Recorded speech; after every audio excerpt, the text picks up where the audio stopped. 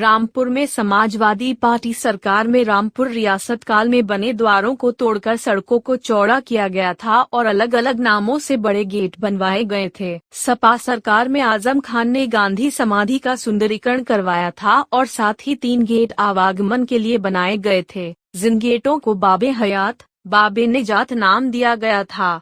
साथ ही सपा सरकार में जेल के पास ही आजम खान ने अपने पिता के नाम पर मुमताज पार्क बनवाया था।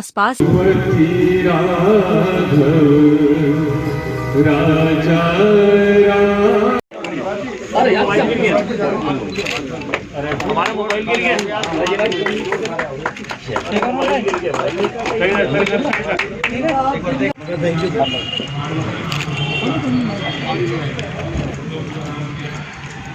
बहुत अच्छा है। इसमें क्या करना चाहिए डीएम साहब, यहाँ पे थोड़ा अच्छा किया। हिंदी तो बहुत अच्छी बात है, उर्दू और अंग्रेज़ी में भी लिखवा दीजिए जितने भी गेट हैं उन पे, क्योंकि यहाँ का तमाम देश विदेश से भी लोग आते हैं, तो उर्दू और अंग्रेज़ी भी हो जाए। कहाँ पे हो देख लीजिएगा, जैसे करवा दें।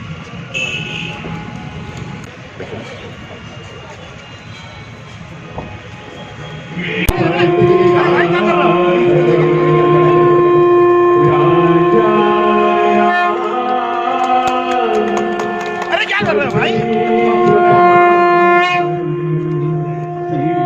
आप उधर जाओ, बैठिए।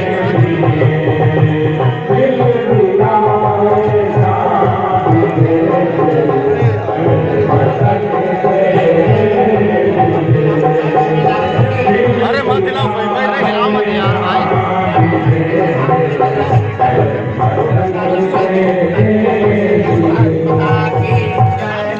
गांधी जी का सबसे प्रिय भजन प्रार्थना गांधी जी ऊपर आ सर, ऊपर के सामने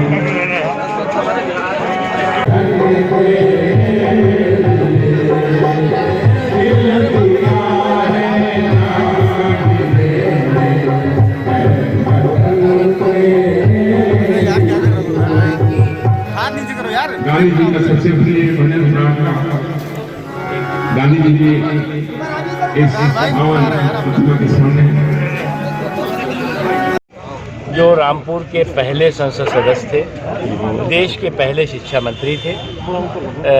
बहुत अफसोस की बात है कि रामपुर के आज़ादी के बाद जो पहले संसद सदस्य रहे हों, देश के पहले शिक्षा मंत्री रहे हों और स्वतंत्रता संग्राम के अग्रणी सेनानियों में से रहे हों, उनका नामो निशान कहीं नहीं था। बहुत खुशी की बात है कि उत्तर प्रदेश सरकार, रामपुर के प्रशासन ने एक बहुत ही उत्कृष्ट काम किया है कि मौलाना अबुल कलाम आज़ाद के नाम से इस पार्क का नामांकन किया गया है। देखिए, जो काम बहुत पहले होना चाहिए था वो अब हुआ है, यानी देर आए दुरुस्त आए। इतने महान शख्सियतें रामपुर में रही हैं जिनका कि स्वतंत्रता संग्राम में बहुत महत्वपूर्ण रोल रहा है। देश के सीमाओं पर जो देश की सुरक्षा के लिए लड़ाई हुई, उसमें बहुत बड़ा रोल रहा है, शहादत की है।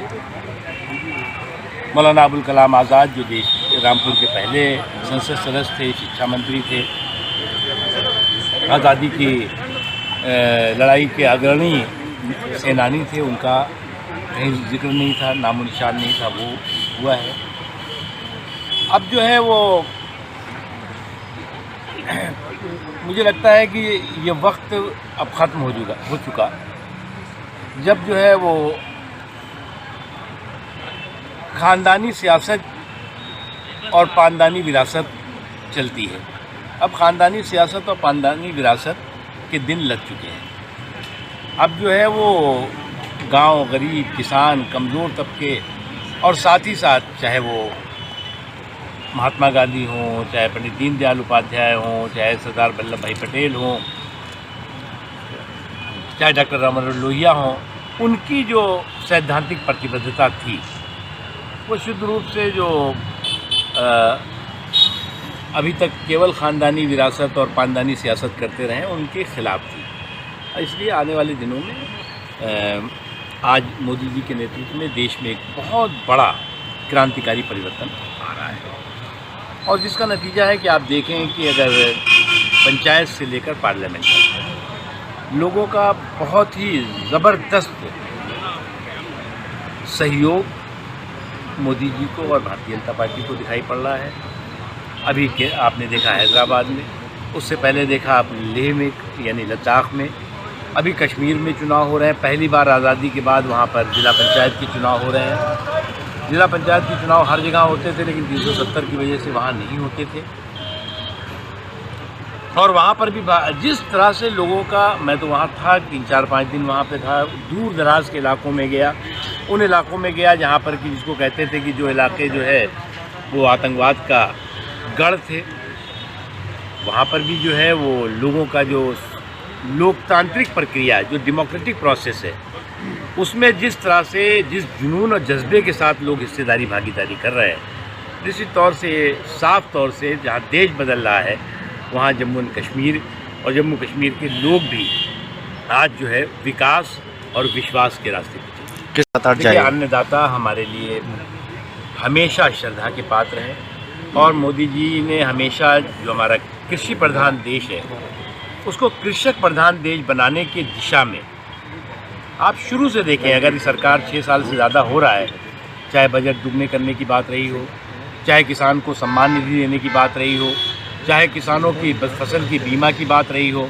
चाहे बुज़ुर्ग किसानों को पेंशन की योजना देने की बात रही हो, चाहे हर खेत तक पानी पहुँचे और बिजली पहुँचे, उस दिशा में काम करने की बात रही हो।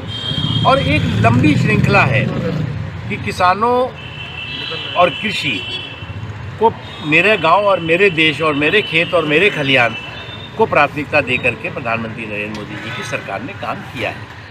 हमारे किसानों और हमारे किसान भाइयों में कुछ हो सकता है कि कुछ लोगों ने कन्फ्यूज़न पैदा किया हो या कन्फ्यूज़न हो, वो दूर होगा और जल्दी सब कुछ ठीक है।